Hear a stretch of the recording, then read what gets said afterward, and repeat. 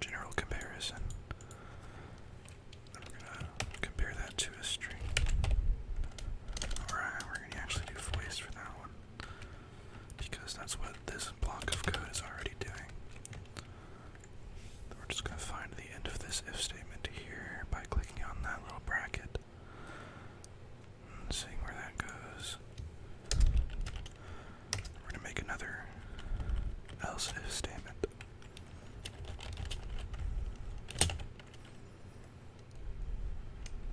And we're gonna say if args is equal to text. And in this one, we're going to be kind of doing the same thing. Actually, we already have that done, but so we don't really need that, actually. But we do need another brace right there to complete the first if statement. So, for text, this is going to what if statement? Yes. Okay. So this already has that. I lied. We don't need to do that right now. So what this is doing is it's saying if message, which is whenever you send a message in Discord, it returns a message object which contains properties under that object. Object-oriented programming is fascinating in my opinion, just because of the depth of properties that you can get to and the methods that you can have inside certain objects. What's it complaining about now? This. Because we have an extra bracket in there from before we removed the first if statement. So this is saying if message.member, so the person that sent the message, and then voice.channel is basically just saying if they're in a voice channel, because the way that some languages work, it'll return a truthy or falsy value. So if this has anything in it, it'll return true. But for it to have anything in it, the member has to be in a voice channel, which is the idea. And so, if that exists, and so it's two conditions for the if statement, args, which is what we're passing in here through the command, is equal to voice, it'll execute all this. So, we're gonna copy some of this, I think, here in a sec. Actually, I think I just did it manually down here, because here I just did stakeholders and then I iterated through all of them. But I actually might have to, I might actually have to do that again. Yeah, I think I do. So we're just gonna go ahead and copy that. And we're gonna go ahead and paste that right down here. Boop. Just like that. Then we're gonna go over this to make sure that it still works for a text channel.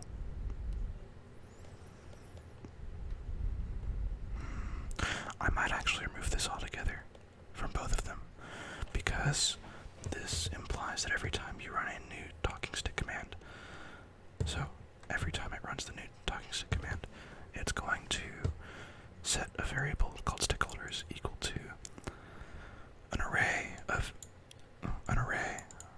members containing everyone in the guild that the message, and guild is just another word for server in the Discord API. Message.guild.roles. So all the roles in the server and the cache. The cache is just what holds all the roles. Don't move that. There you go. And .find is going to search through it, but you need a way to assign all of these, because we're not inside of a loop, so we have to just do a lambda function which can equal multiple things at once. Well, kind of. It's hard to explain. But anything that is equal, that has the name stakeholder, it'll send it to this array called stakeholders. And then So a for loop for I, var is just a way of declaring a variable. So I is going to be our number. There's no reason to call it I, that's just kind of what the general variable in for loops are called, is I. And then I think if you nest a for loop, it has to be R. I think it's I, then R, then P. I don't remember exactly, but it can really be whatever you want it to, but generally you're going to do I. And so the first part is setting the variable. The second part is finding a condition to execute anything inside of the loop with. So essentially, if I is less than stakeholders.length, and .length is just going to find how many items are in the array that we passed it. And then after that, after it has executed everything, it's going to increment I by 1. So it's going to add 1 to I. And it only runs this the first time. So I, after it runs through it once, I is going to be then equal to 1. And pardon all this, I'm sorry. I forgot to turn off my Steam notifications. So, while I is less than stakeholder.length, it's going to execute this and then add 1 to I. And it's going to do this until I is no longer less than stakeholders.length, because eventually, if it keeps adding 1, eventually it'll get to be the same length. But because of the way computers work, it starts at 0. So one less than the actual length is actually the length we want, because length does not start at 0. It starts at 1. Well, I guess it does start at 0, but if there's one element, it's going to start at 0, and length is going to be 1. So it'll be 1 ahead, if that makes sense. So stakeholders I. So basically we're just taking whatever I is and passing it in here. So stakeholders 0. So the first index in the array. So it's like the first item that's in the array. And in this case, what's in the array are the member objects. So we're just going to take whatever member that is and then say .roles. So we're working on the roles that user has. And then we're going to remove the role. And then this is kind of just the same thing as we did up here. So it's going to find the role object with the name stakeholder. And it's going to remove that user, and it's going to keep doing that until it's gone through the entire list of people with the role stakeholder. And here I was just console.log. Console.log is operating on the console namespace, and log just puts it to the console over here. And the coloring is just being fancy with a thing called Chalk. It's a plugin, or not a plugin, a library for Node. Anyway, we're not here for that. So I think I'm going to take these out completely. I'm going to let stakeholders still exist, just in case I lied. I'm just going to comment it out instead of deleting it, so it won't run, but in case I need to come back and use it again, it'll still be here and I can just uncomment it. We're going to go ahead and save that. So I'm glad I looked back over this, because that would not have been good. Well, yeah, it wouldn't have been good in case someone was trying to use the voice version and the text version at the same time. So, this is, so if the person included text, so I can't really type in there, but the, essentially what that would look like is, so comment, so the prefix for this bot is // so it'd be / ts text. That would be the first argument right there. And so if that is equal to text, it'll then execute all of this.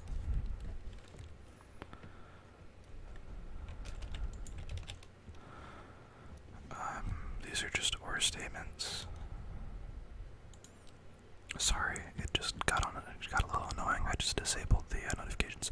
And just so y'all know, this isn't the actual time. I don't know why, but my system clock has been messed up for a very long time. So, and every time I fix it, every time I reboot, it just changes. And I've tried changing the BIOS clock and everything like that. It just doesn't seem to want to be in the right time.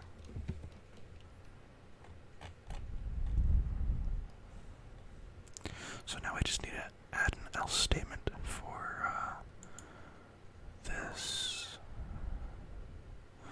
So I do need to separate this, actually. I think, well, let me think about this. If they're in a channel and they send voice,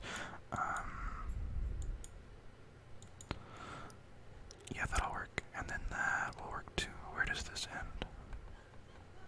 Right there. So we're gonna add an else if statement.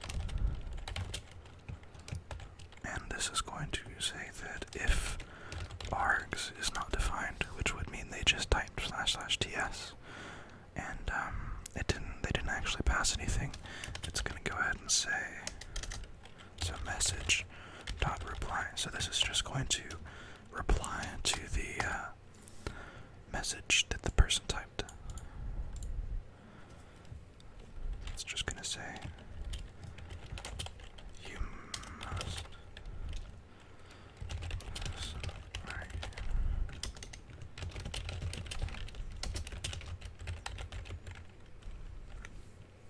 well, let's see, what did I put down here? I'm probably gonna just copy what I had for the ts leave command. And at some point I am going to be combining these two commands so that it says ts and then space, and then it'll take leave as an argument, and then text or voice as a second argument. But right now, this is just simpler to do for me because I already wrote it like this, you know. So we're gonna have to go ahead and find where it was. Yeah, here. You must supply at least one argument. We're just gonna go ahead and copy this. Oh, my cat's running around in the background. She has a cute little bell collar that jingles wherever she goes. It's adorable, but sometimes when I'm recording, it can be a little irritating. Anyway. Yes, here we go. So for the if else, or else if rather, I'm just gonna go ahead and paste that, put a semicolon, save that, and then run it. And then, let's see here, what can I do with this?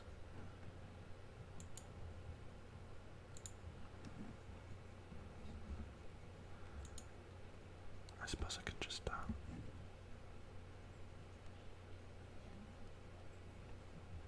bring this on over here. Boop. I just happen to be streaming at the same time right now. So Talking Stick is the actual live bot that's currently running, but because that's in some servers, I can't just do debugging on the bot itself because that might mess up the people that are currently using it. So I have another bot, Eve bot, that I use for testing my bot. So whenever the actual bot is currently running, so here in VS Code, I have two terminals. The second one is running Eve bot essentially, and the first one is running the actual bot. So the actual bot is over here in main.js, and this is the code that actually I know works for a fact. And then tertiary is what I'm testing. Secondary is experimental, because I was messing around with maybe replacing a lot of the stuff that I type a lot. All of the oh, my cat's gonna start meowing. All of the places I had to specify that I was trying to search for a role. For example, here, I was just going to replace all this. So it took two arguments, message.guild or message. Or it's going to say that it would take either guild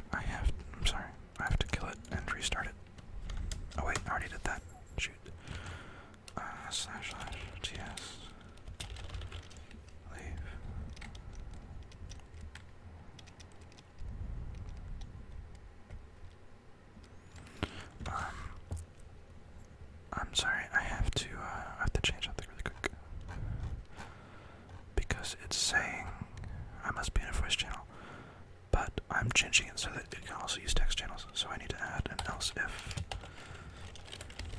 message dot member dot voice dot channel ID, because it's going to return a boolean. Actually, I think we could just do channel.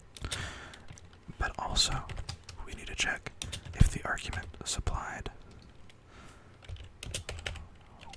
was voice, because it wouldn't make sense to tell them that they have to join a voice channel if they weren't trying to use it in a voice channel. So we're just gonna we're gonna copy this really quick. Boop. Boop. And we're gonna go ahead and say, oh shoot, hold on, sorry. I forgot the quotation marks.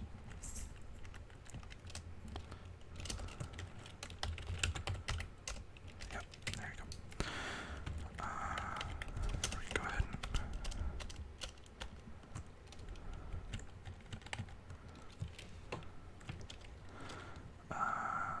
shoot. Oh, well that doesn't make much sense because you can't really just join a text channel, so I think we'll be fine with just an else if for that. And then else.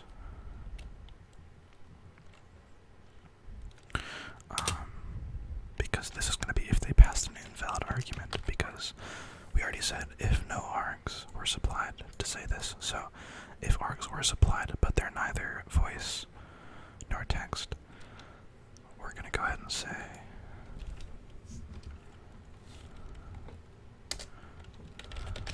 message.reply, and then we're going to use a string literal in here. So we're going to say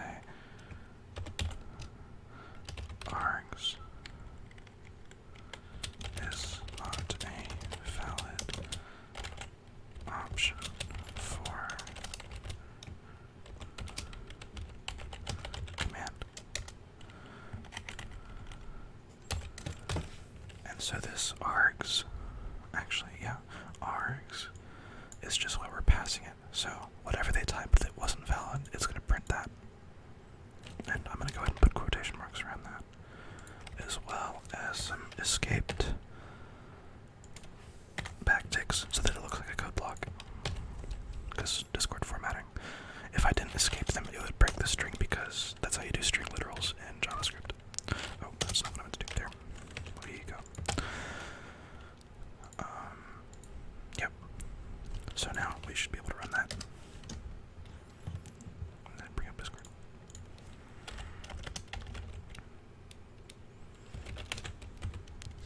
And so what this is going to do is it's going to give me the talking stick roll for this chat, which turns me there. Okay, so you see we didn't get an error from EveBot, so that's good. And the channel permissions should now be everyone cannot send a message, but stakeholder can. And that logic is right here. This is just dealing with the channel permit. Oh, and my cat. Hey, baby. She wants hugs. Cutie pie. Hopefully it doesn't try to crawl onto my keyboard again. So, she's trying it. Oh, she's licking my arm now. She just wants attention. She just wants attention. Oh, she's laying on my armrest. Just good girl. Just good baby. This is absolutely adorable.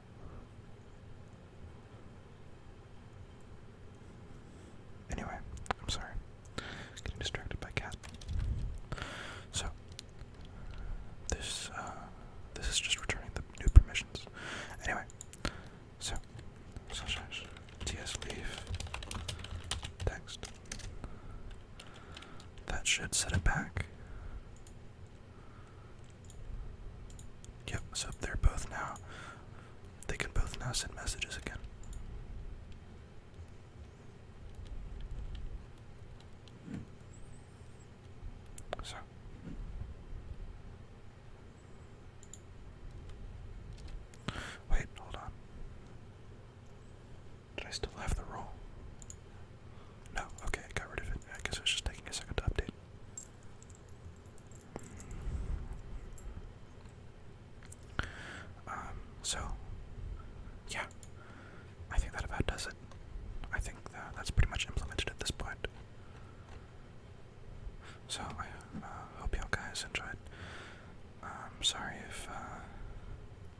noises that I didn't notice.